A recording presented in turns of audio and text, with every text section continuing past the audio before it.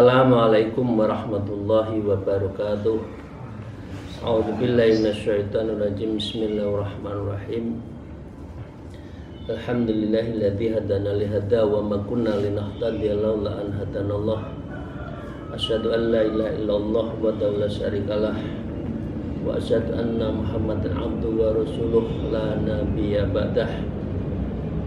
A'udzubillahi minasyaitonirrajim. Bismillahirrahmanirrahim. Ya ayyuhalladzina amanu taqullaha wa kunu ma'as-shadiqin. Amma ba'd. Bapak Ibu sekalian jamaah Haji Qalbu rahimakumullah, mari kita memulai terlebih dulu bersyukur alhamdulillahirabbil alamin ala kulli halin wa nikmatin, dan senantiasa bersolawat Allahumma shalli ala sayyidina Muhammad wa ala alihi wa ashabihi. Bapak Ibu sekalian, kita pada bab ke-10 makalah yang kedua, meneruskan terhadap 10 yang menjadikan orang bahagia. Sudah kita bahas yang ke-7. Kita mulai, orang yang bahagia adalah pertama orang yang muqarrabin, orang yang muttaqin. Yang kedua adalah orang yang qanaah. Yang ketiga adalah orang yang selalu pandai bersyukur dan orang yang berzuhud meskipun dalam keadaan fakir. Yang keempat, berfikir meskipun perutnya lapar. Yang kelima, ia adalah masyaqqah, susah tapi tetap takut pada Allah. Yang keenam adalah dia merendah diri. Yang ketujuh adalah senantiasa lemah lembut. Mari kita lanjutkan yang ke-8 dan seterusnya. Wa qala al-mu'allif fi hadzal kitab wa taminu hubbud daimun fil ma'ahu hayaan khadiran. Yang ke-8, orang yang hubbud daimun, selalu mencintai sesama manusia, ya. Wa ma'ahu hayaan khadiron, dan dia memiliki rasa malu yang tinggi. Jadi rasa mahabbah ini adalah mempunyai 3 dimensi. Mahabbah kita kepada Allah. Yang kedua, mahabbah kita kepada Rasulullah. Dan yang ketiga adalah mahabbah sesama hamba Allah. Jadi kalau seorang punya rasa cinta, maka cinta itu akan melahirkan rasa khosyah, rasa takut. Karena itulah mengapa disebutkan al-mahabbatu asasul ma'rifat. Orang yang mempunyai mahabbah yang tinggi itu berarti orang yang tahu bagaimana dirinya di hadapan Allah, kepada Rasulullah, dan kepada sesama manusia. Orang kalau tidak punya mahabbah, itu pasti orang itu menilai negatif, bahkan mencari kesalahan-kesalahan. Ruwaya annahu sallallahu alaihi wasallam qala, Rasulullah bersabda, kullukum yuhibbu ayyadkhulal jannah. Setiap kalian yang mencintai karena Allah, yadkhul jannah, maka orang ini akan masuk surga. Qalu na'am ya Rasulullah, apakah engkau mau? Ya, dijawab oleh sahabatnya, tentu ya Rasulullah, saya mau masuk surga. Kemudian Rasulullah bersabda, qalu aksiru minal amal, pendekkanlah banyak angan-anganmu. Wa asbitu ajalakum baina absarikum, dan tetaplah kalian ajal-ajal kalian di antara penglihatan kalian. Artinya kita harus ingat bahwa pada saatnya kita akan wafat, sehingga kita tidak terlalu banyak angan-angan. Wastahyu minallahi haqqal haya, dan kamu harus mempunyai rasa malu sebenar-benarnya malu kepada Allah Subhanahu wa taala. Qalu ya Rasulullah, kullana nastahyi minallahi ta'ala. Saya betul-betul punya malu ya Rasulullah. Maka saking kepengennya para sahabatnya itu ingin masuk surga bareng. Dia mengatakan, saya punya rasa malu. Nah, dijawab oleh Rasulullah, laisa kadzalikal haya' minallah, bukan begitu caranya malu kepada Allah. Walakinnal haya' minallahi alla tansawul maqabira wal bila. Akan tetapi malu kepada Allah adalah hendaknya engkau tidak melupakan kuburan. Walakinnal haya' minallahi la taswul maqabir wal bila'i, dan bala-bala itu. Sudah siapkah kita wafat kemudian membawa amal-amal hasanah kita sehingga kita tidak mengalami bala siksa kubur yang berkepanjangan? Itu baru namanya orang itu malu pada Allah. Kalau kenyataannya disiksa munkar nakir, ya sudah, itu berarti dalam hidupnya tidak ada rasa malu karena menerjang semua aturan yang ditetapkan oleh Allah. Wa alla tansawul jaufa wa ma wa'a, dan hendaknya engkau tidak melupakan perut yang ada di dalam wadahnya. Perutmu itu untuk makan apa, dari mana sumbernya. Jangan hanya sekedar ada rezeki hantam saja, karena itu akan mempengaruhi terhadap perilaku kita. Wa alla tansawul ra'sa wa mahawa, dan kamu hendaknya tidak melakukan kepalamu itu isinya apa, otakmu itu kemana, strategimu wa makaronya itu, makar kamu itu untuk apa, fitnahkah? Harus ingat itu rasanya. Itu baru orang dikatakan mempunyai rasa malu. Wa manistaha karomatul akhirah, dan siapa saja yang menginginkan kemuliaan di akhirat, yata'u zinatad dunya, maka dia harus meninggalkan keindahan dunia. Karena disebutkan ad-dunya ra'sul khoti'ah, karena dunia itu sumber semua kesalahan itu karena cinta dunia. Hunalika isya'al abdu minallah, di sanalah seorang hamba kepada Allah. Karena yang dicari pemiliknya, jangan yang diciptakan.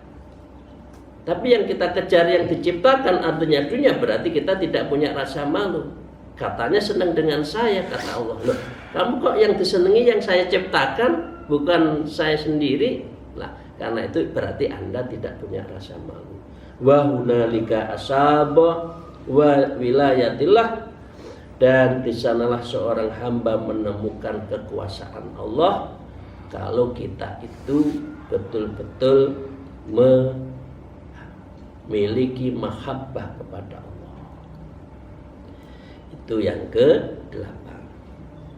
Yang ke-9, wattasi'u ilmun nafi' ma'a amalin ta'ib. 9, ilmu yang bermanfaat dijalankan secara menerus. Wa fi nushatin ma'u khilmun ta'imun, juga disebutkan ilmu yang diberikan dengan kemurahan hati, dengan langgeng. Jadi ilmu itu jangan, bahasa Jawanya, diemplek ya. Jangan dipek sendiri, dimiliki sendiri, harus dijalankan, harus diberikan taklim kepada orang lain. Nah, dari sinilah akan memiliki ilmun nafi. Ciri ilmun nafi adalah khasyatullah. Semakin tinggi ilmu seseorang, maka dia semakin cinta semakin takut kepada Allah Subhanahu wa taala. Uriya sallallahu alaihi wasallam qol ta'allamu minal ilmi ma syi'tum an ta'allamu. Pelajarilah olehmu kalian ilmu yang kalian kendaki untuk dipelajari. Utlubul ilma walau bisin. Ya. Walaupun di negeri Cina, kata Rasulullah, cari. Karena mencari ilmu itu adalah long life education, sepanjang hayat. Dari yang ayunan sampai kuburan tidak boleh kita merasa cukup ilmu, tapi kita harus tetap menuntut ilmu. Wala yanfa'ukum bil ilmi, karena Allah tidak akan memberi manfaat pada kalian tanpa ilmu itu. Hatta ta'malu bima ta'lamun, hingga kalian berbuat sesuatu dengan apa yang kalian pelajari. Jadi orang yang bahagia adalah orang yang bisa belajar, mengajar, dan mengamalkan ilmu pengetahuannya itu. Thalabul ilmi fardhatun ala kulli muslimin wal muslimati. Wa ruya anna sallallahu alaihi wasallam qala afatud dzarfi sholaf.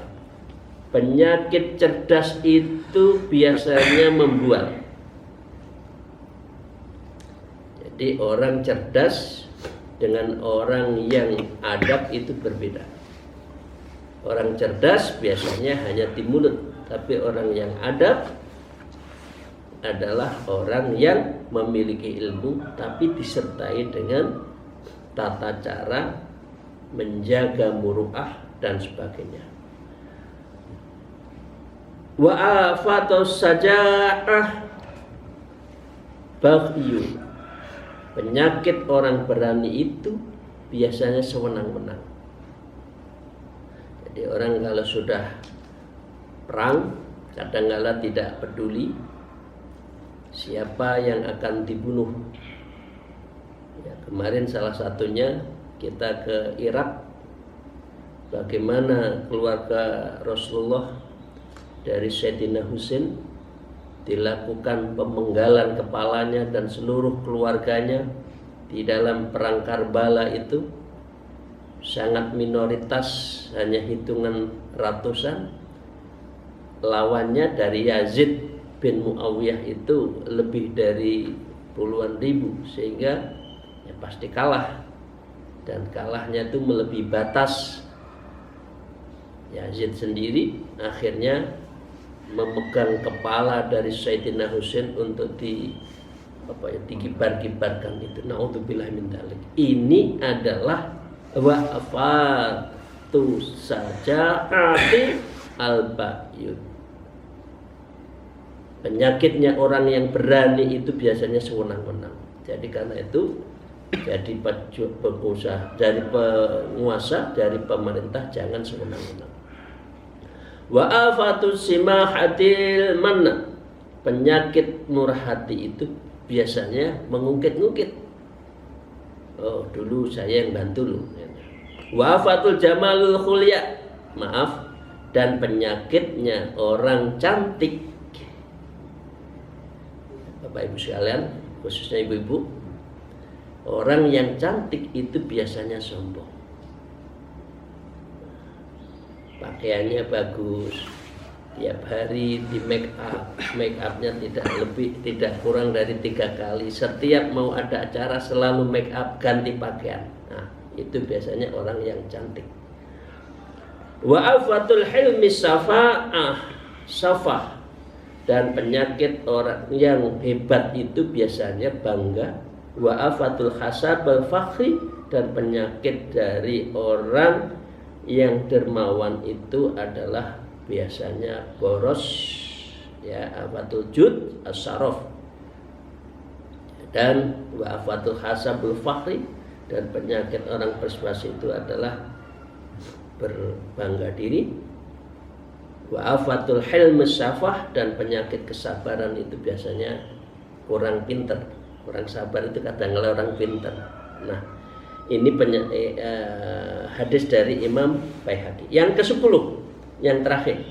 Wal asyiru imanun taibun ma'u aqlun taib. Ke-10 iman yang kekal disertai dengan kekuatan hati yang tetap. Fal aqlu yanbu'ul adab, karena akal yang baik itu harus bersumber dari moral, dari etika. Dari akal jangan sampai tidak disetir oleh hati.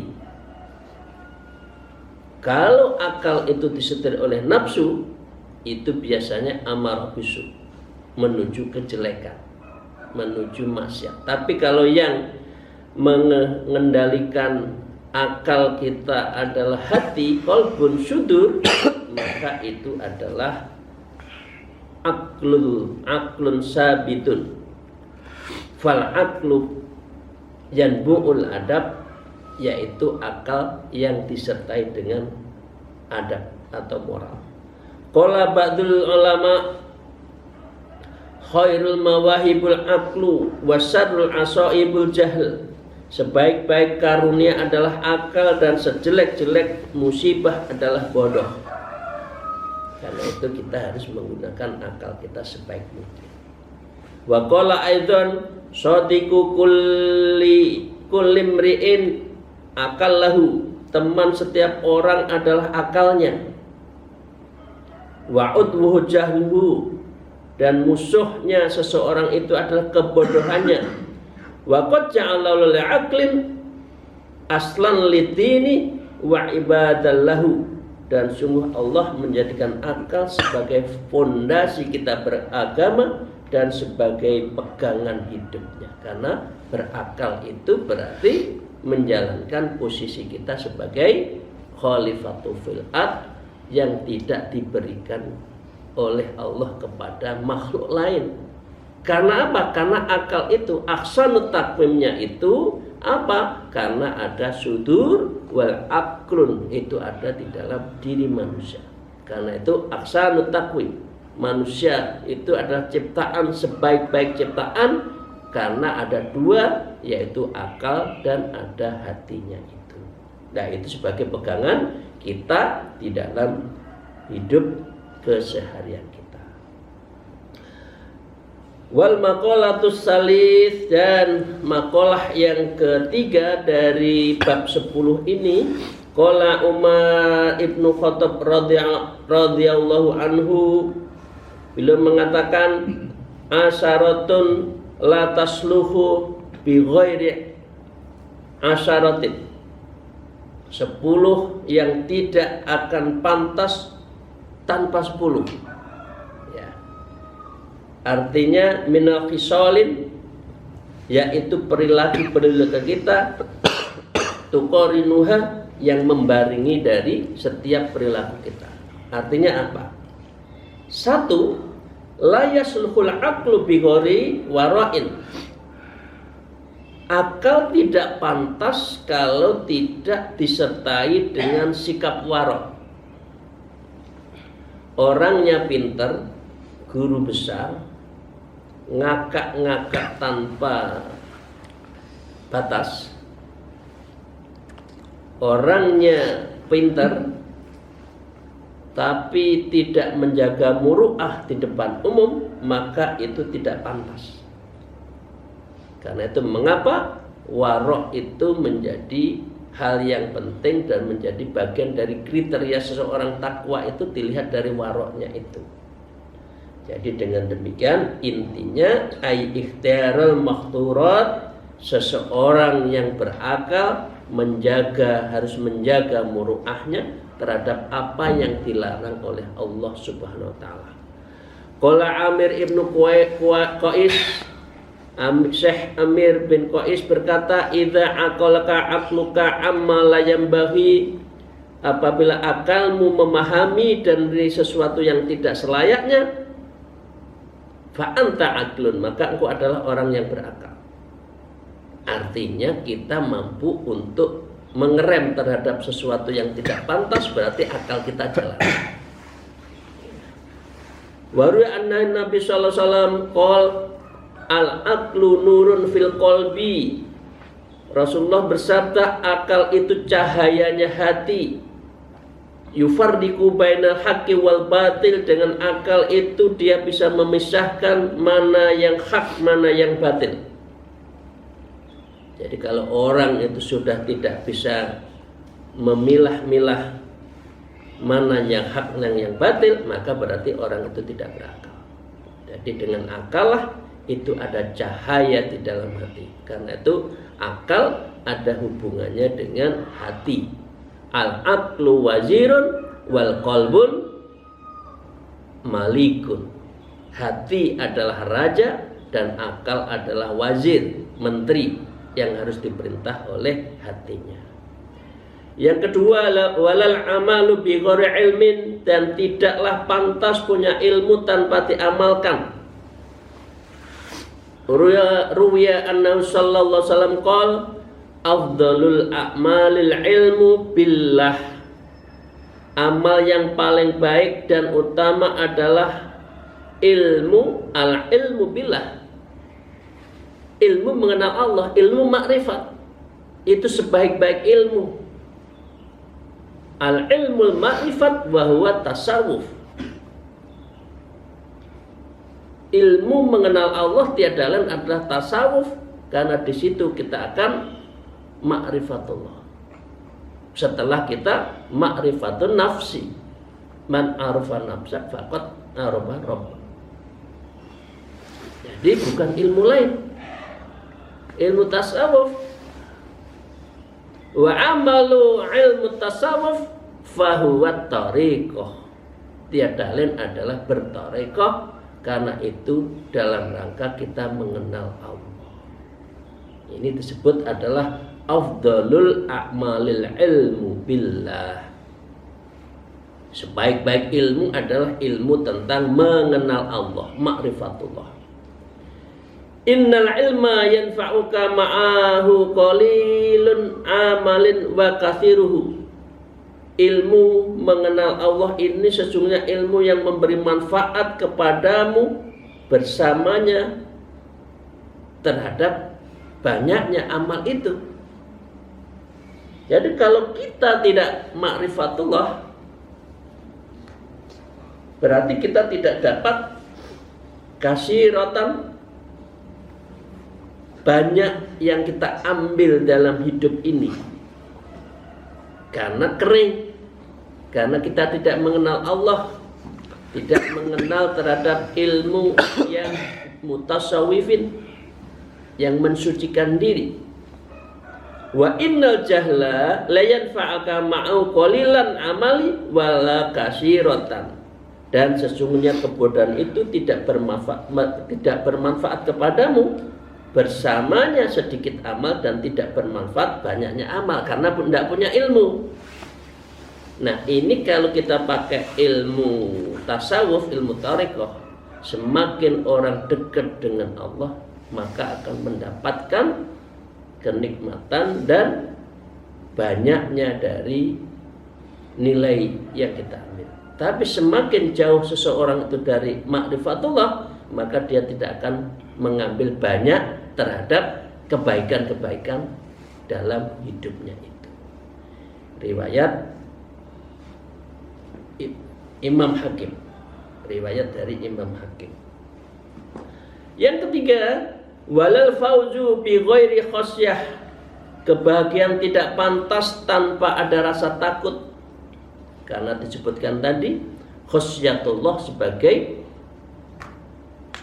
ciri dari ilmu nafi. Artinya apa?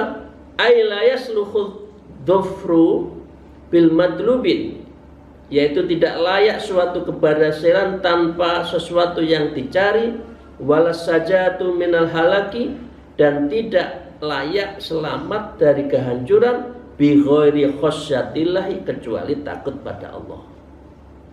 Jadi kebahagiaan itu karena khasyatullah, karena takut pada Allah. An Abi Hurairah qala Rasulullah sallallahu alaihi wasallam la yadkhulun nara man baka min khasyatillah. Rasulullah bersabda, tidak akan masuk neraka orang yang menangis karena takut pada Allah. Karena itu kalau sedang punya dosa, dua caranya, baqa wan nadam, nangis dan menyesal. Orang kok punya masa lalu, senang, bahagia dengan kesalahannya itu berarti dia tidak khasyatullah, berarti dia bangga dengan dosa-dosanya. Karena itu dua yang harus dilakukan, yaitu an-nadamu wal baqa. Karena orang yang baqa tadi, maka dia akan masuk surga, tidak masuk neraka. Hatta yalijul labanu fid dur'i, hingga masuk air susu ke dalam susu. Artinya menyatu antara kita dengan Allah. Artinya ini susu dengan air susu dengan susunya ibu kan menyatu. Artinya kalau ada air susu tidak dari susunya ibu, ya berarti kan bukan air susu ibu. Berarti itu denko. Nah, jadi ini maksudnya itu hatta yalijul labanu minna fid dur'i, hingga masuk air susu ke dalam susu ibu itu. Jadi ini adalah menyatunya antara tempat dengan isi. Artinya antara kita dengan Allah dengan segala kekuasaannya, dan kita masuk di dalam muraqabah kepada Allah, itu berarti kita itu takut pada Allah. Itu maksudnya gitu. Dari apa yang menjadi hadis Rasulullah dari Abu Hurairah.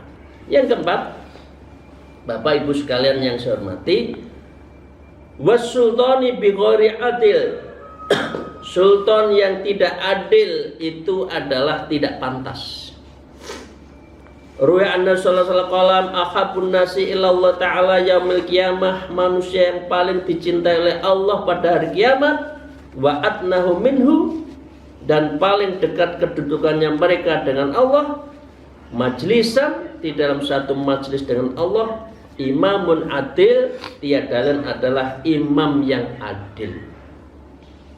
Nah, imam yang adil itu adalah orang yang mujallasah ma Allah, orang yang bisa duduk bersama Allah. Wa abghadun nasi illa Allah ta'ala yaumil qiyamah, dan orang yang paling dibenci oleh Allah di hari kiamat, wa ab'atuhum minhu majalisan imamun jairun, yaitu orang yang paling jauh duduknya dengan Allah karena pemimpin yang lalim, yang zalim, yang betul-betul fajir, yang bisa menjadikan rakyatnya itu sengsara. Itu adalah orang yang jauh dari Allah. Pemimpin yang lalim, pemimpin yang zalim, maka dia akan jauh dari surga. Karena itu namanya kekuasaan adalah terlalu menghalalkan segala cara. Ikhtiar saja Allah sudah pasti menentukan.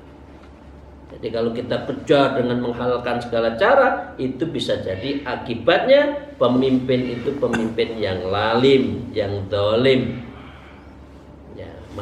Hasilnya korupsi, mengingkari janjinya waktu pemilu misalkan ya.